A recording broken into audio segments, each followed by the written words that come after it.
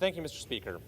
I rise today to commemorate Zach Didier, a beloved member of our community in Rockland who tragically passed away from fentanyl shortly after Christmas Day a little over 2 years ago in 2020.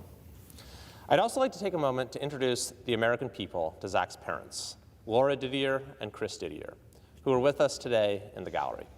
I was honored to have Laura and Chris as my guests for last night's State of the Union. They have worked tirelessly to honor Zach's life through raising awareness of the fentanyl crisis and have undoubtedly saved many lives. This is Zach. He was 17 years old, a senior at Whitney High School.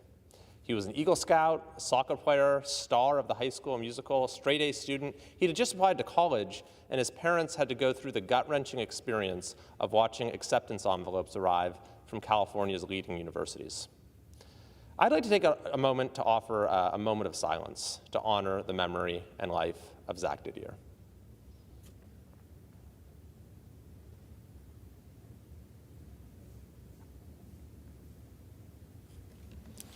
Zach had no history of drug use.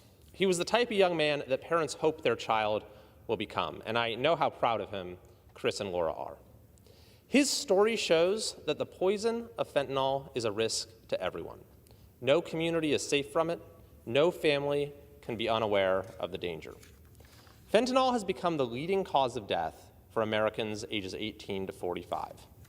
More than car accidents, more than suicides, more than anything. Over 73,000 Americans died from fentanyl in this past year. That amounts to 200 deaths a day, about one every 7 minutes. The lethality of fentanyl is unlike any other drug. It's about 100 times more potent than morphine. 2 milligrams, or the amount that fits on the tip of a pencil, is a deadly dose. And it's now very commonly added to street pills, such that 98% of pills sold on the street are fake, and by some estimates, 60% have the potential to be lethal. Many of the victims are teenagers, young people, people with no prior drug use. And there are many causes connected to this, of course. Mental health, teenagers who are just stressed with the stresses of school, certainly the isolation during the whole COVID era. They often purchase these fake pills on social media, over the internet. The dealers sometimes drive and deliver them straight to the victims' homes. So what can we do? Well, the first and most important thing, perhaps, is to continue to raise awareness. Many Americans aren't aware of the severity of this crisis until it's too late. Chris and Laura Didier have done 45 school assemblies this year alone, reaching tens of thousands of students and families, and have saved many lives, I know, in the process.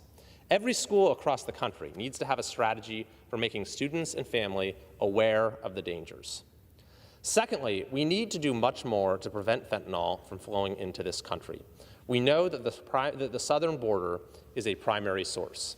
In 2022 alone, the DEA seized 379 million lethal doses of fentanyl. That is enough to kill every single American. Securing the border would diminish the availability of fentanyl, make it more difficult to traffic into the United States. Finally, we need to hold dealers accountable. We need appropriate criminal laws to punish those who peddle life-ending pills to unsuspecting victims. We need to have consequences that are commensurate with the gravity, the evil of the offense, to deter those who would prey on innocent Americans. This requires state and federal governments to revisit their drug laws in many cases. It also requires prosecutors to make full use of the tools at their disposal.